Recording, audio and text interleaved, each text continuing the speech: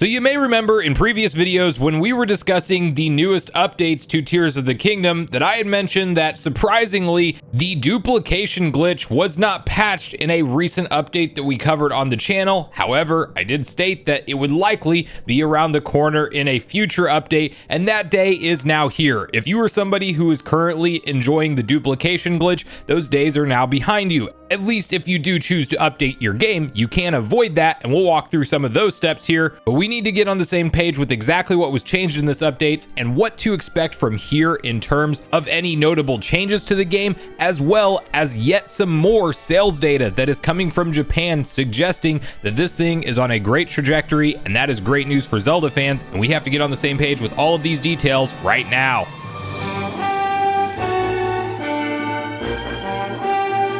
What's up, nation? Make sure you like, subscribe, and turn on your bell notification if you haven't already. And as mentioned, guys, we have a couple different Zelda related updates to go over today. The first of which has to do with an actual update to the game itself, which is version 1.1.2. And you can see the following post over on VGC where it details exactly what was changed here.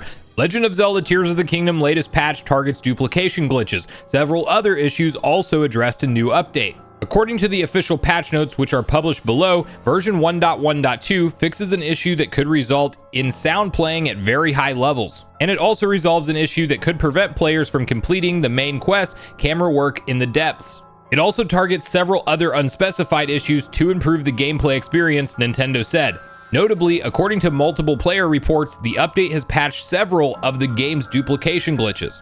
So I've been seeing some interesting takes from this online. I know people were enjoying the duplication glitch, but it was clear that Nintendo, once they got wind of how to fix it, would fix it. It does seem like there may actually be some route out there that you can do that's more complicated. It involves closing the game and going back in, and you're doing one item at a time, so a lot more lengthy. But if you really want to duplicate an item, it does appear that that kind of stuff is still floating around on the interwebs. I'll let you do your own research on it, but some people have more of a stance of how could Nintendo take this out of the game. It was something that players were enjoying and having fun with, and it's like, yeah, that may be the case, but it's not like it's one of Link's abilities. They didn't include duplication in alongside of auto build and ascend. You know, it was one of those things that was clearly not supposed to be in the game, and once players got wind of how to do it, they ran wild with it online, shared how to do it online, and clearly that popped up on Nintendo's radar, and here we are with them applying a patch to fix the game because this clearly slipped through the cracks in their QA testing department, and I'm personally not surprised whatsoever to see them completely patch it out of the game.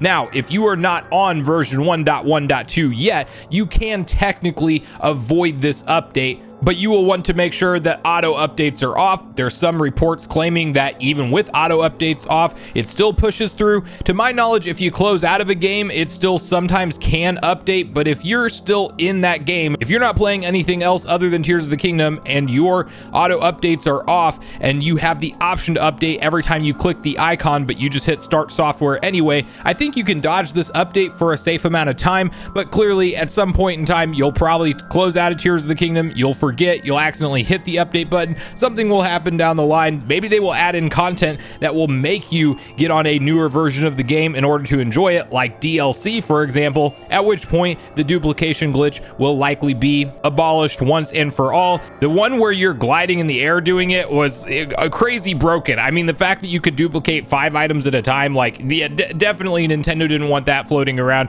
And while I do think that it's cool that you can play around with duplication glitches and stuff, I refrain from doing it myself just because I do feel like it's one of those things that the grind to get certain items and things, it's there for a reason. If you want to upgrade an armor set to maximum, like, it's really going to take you a lot of time to hunt down those items, and with this duplication glitch, it really wouldn't, and there's probably going to be a lot of people walking around with max armor upgrades that got it relatively easily. I like things in games to be on a level playing ground when possible, so I'm personally not sad to see this one go. I know some people are, but I also am not surprised to see it go because Nintendo never intended it to be in the game as a feature to begin with. So it's a pretty open and shut case in this one, in my personal opinion, but I want to to hear from you guys in the comments down below on whether or not you're enjoying the duplication glitch, if you're going to be avoiding this update, or if you're like me and you haven't been using it necessarily and you're also not surprised to see it get patched out from Nintendo officially. And now we have to talk about some exciting sales information coming out of Japan for the game right after this. I'm excited to talk to you guys about today's video sponsor, Ridge Wallet. I used to be one of those guys who walked around with a massive wallet stuffed with every card, photo, and receipt imaginable. It was like carrying around a brick in my pocket, but since I've switched to Ridge Wallet, I feel like a weight has been lifted, literally. It's not just that Ridge Wallet is slim and minimalist, although that's definitely a selling point. It's also the fact that it's made from high quality materials like carbon fiber and titanium, so you know it's built to last. But the best part is Ridge Wallet comes with a lifetime warranty, so you can buy with confidence knowing you're getting a product that's designed to go the distance. There's even a risk-free 99-day trial period. If you're not completely happy with your purchase, you can send it back for a full refund. And if you want to get a steal, pick this thing up while they're doing their Father's Day sale using my unique link, ridge.com/sunbro, where you can save up to 40% off until June 15th. That's ridge.com/sunbro for the Ridge Wallet and key case at a fantastic discount. Huge thanks once again to Ridge Wallet for sponsoring today's video. So recently the Famitsu charts were updated in Japan, and we have yet some more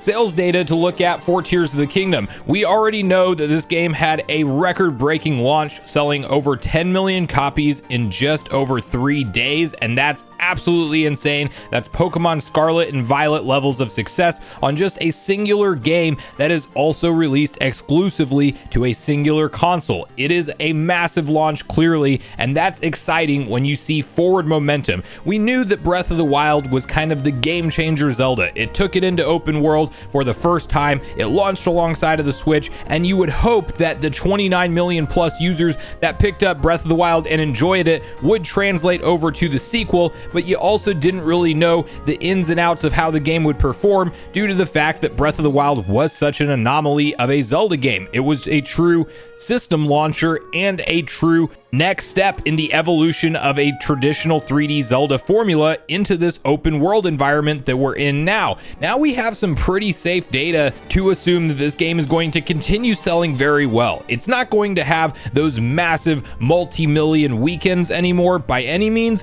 but it definitely does seem to be trucking along at a great pace. And I've said it before, but I do think depending on how Nintendo handles this game in terms of whether or not we see a next-gen port with maybe a complete edition that includes DLC for the game and a upgraded patch that will allow it to run better on whatever Nintendo's next generation console is, I do believe we could be staring at the best-selling Zelda game of all time, period, especially if Nintendo handles it like that. We can see the following article detailed over on My Nintendo News, where they show the following. Japan latest Famitsu charts. In the latest report by Famitsu, the estimated physical game, software, and hardware sales data for Japan during the week of May 15th, 2023 to May 21st, 2023 has been unveiled. The results show that The Legend of Zelda Tears of the Kingdom for the Nintendo Switch continues to reign as the top-selling title with an impressive 247,000 retail copies sold during this week alone. As for hardware sales, the Nintendo Switch family led the pack with 86,000 units sold. The PlayStation 5 family followed closely behind with 37,000 units sold. The PlayStation 4 family managed to sell 88 units, while the Xbox Series family sold a modest 262 units.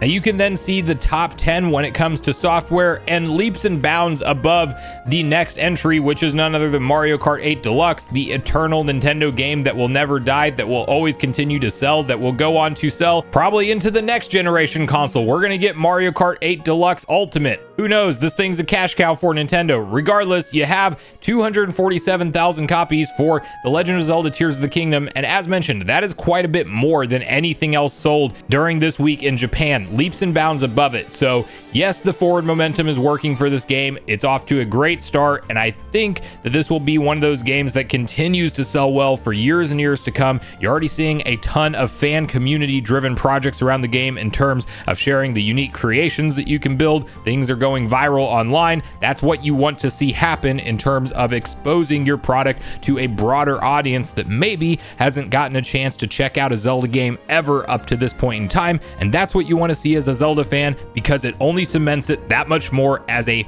top tier important franchise for Nintendo, and that means more quality products for us Zelda fans in the years to come. But I want to hear from you guys at this point in the video on both the different stories we talked about today. How are you feeling about the latest patch essentially getting rid of the duplication glitch through and through? Are you going to be updating your game or avoiding it? And what do you think about the forward sales momentum when it comes to Tears of the Kingdom? Do you think we one day see this thing eclipse Breath of the Wild? Or do you think that Breath of the Wild will remain as the best selling Zelda game ever in franchise history for the foreseeable future? So regardless of your thoughts and feelings on everything we talked about today, I do look forward to hearing from you all in the comments down below before you leave the video, as I do look forward to getting a back and forth conversation started with you all around these topics. Go watch yesterday's video next if you haven't already, which is on screen right now. Also make sure you like, subscribe, turn on your notification bell, and I will see you guys in the next video.